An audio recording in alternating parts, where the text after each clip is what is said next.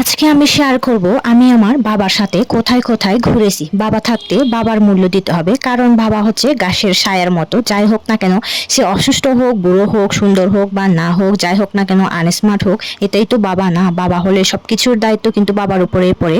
যাই হোক না কেন, সে যাই করুক না কেন, আমাদেরকে ছোটবেলা থেকে বড় করেছে।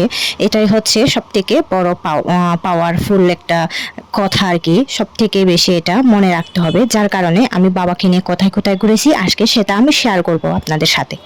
অনেক ছেলে মেয়ে আছে, বাবা যদি একটু বুড়ো হয়, বাবা যদি একটু অসুস্থ হয়, বাবা যদি একটু প্রতিবন্ধী হয়, তাহলে তাকে পরিচয় দিতে লজ্জা পায়। তবে আমার কাছে এমনটা নেই। আমার কাছে তো এটাই ভালো লাগে যে আমি এখনো বাবাকে পেয়েছি। যাদের বাবা নেই শুধু তারাই বুঝে বাবা না থাকার কষ্টটা কতটুকু।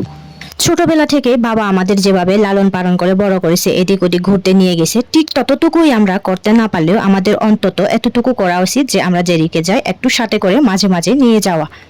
তাই তো আমি সেটাই করেছি। আমি যেখানে যাই না কেন, তো আমি যেহেতু বাইরে থাকি, বাবাকেও আমার সাথে নিয়ে আসি। বাবাকে নিয়ে আসার পরে কি খাবে না খাবে, কোথায় নিয়ে যাব। তো আমার একটা বিয়ের অনুষ্ঠান মানে পার্টিতে নিমন্ত্রণ ছিল, ওখানে আমি একা গেলে বাবাকে একা রেখে যেতে পারি না, যার কারণে আমি বাবাকে সাথে নিয়ে গেছি। এটা কিন্তু ছোটখাটো একটা বিয়ের অনুষ্ঠান না, এটা একদম বিরাট বড় রকমের একটা বিয়ের অনুষ্ঠান। এটা হচ্ছে আমরা যে বাসায় ভাড়া থাকি এই বাড়ির অনারের ছেলের বিয়ে, যার কারণে আমাদের যেতে হয়েছে, যার কারণে আমি বাবাকে সাথে করে নিয়ে গেছি। না, আমাদের লজ্জা বলতে কিছু নেই, কারণ এখানে লজ্জা করার মতো কিছু নেই। এখানে আমি দেখবো, বাবাকেও দেখাবো, কারণ ছোটবেলা থেকে বাবা আমাকে এটাই শিখিয়েছে।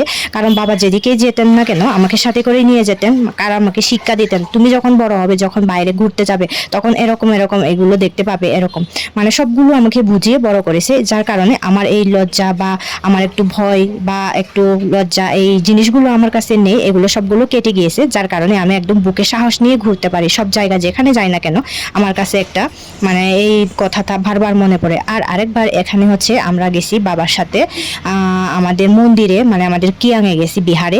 বিহারে যাওয়ার সময় এই রাস্তাগুলো একটু একটু করে স্মৃতি হিসেবে রাখার জন্য ভিডিও করে নিলাম। আমার বাবা অসুস্থ, প্রতিবন্ধী আর হচ্ছে বুড়ো হয়ে গেছে, যার কারণে আমি একা রেখে যেতে পারি না। তো আমার কাছে তেমনটা লজ্জাও করে না, আমার তো আরো ভালোই লাগে বাবাকে নিয়ে ঘুরতে, কারণ ছোটবেলায় বাবার হাত ধরে, বাবার আঙ্গুল ধরে কত জায়গায় ঘুরেছি। এরপর আমি লাস্ট পর্যায়ে একটা হসপিটালে নিয়ে গেলাম বাবাকে চিকিৎসা করার জন্য। যেহেতু বাবা অসুস্থ, যার কারণে আমার মতো আমি মনে করি আমার যেরকম মানে বাবাকে নিয়ে আমি প্রাউড ফিল করে ঘুরতে পারি, প্রত্যেক সন্তানের, প্রত্যেক ছেলে মেয়ের বাবাকে নিয়ে লজ্জা করার মতো কোনো বিষয় আমি দেখতে পাই না। আমি সবসময় ভাবি মানে বাবাকে নিয়ে যদি আমি একটু ঘুরতে পারি।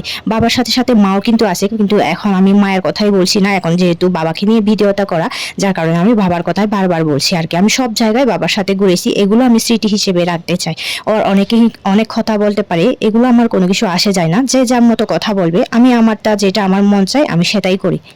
তাই বাবাকে নিয়ে লজ্জা পাওয়ার কোনো কারণ নেই, বাবা তো বাবাই হয়, এই অবস্থা আর কি। তো যদি ভিডিওটা ভালো লেগে থাকে তাহলে অবশ্যই লাইক, কমেন্ট, শেয়ার করবে।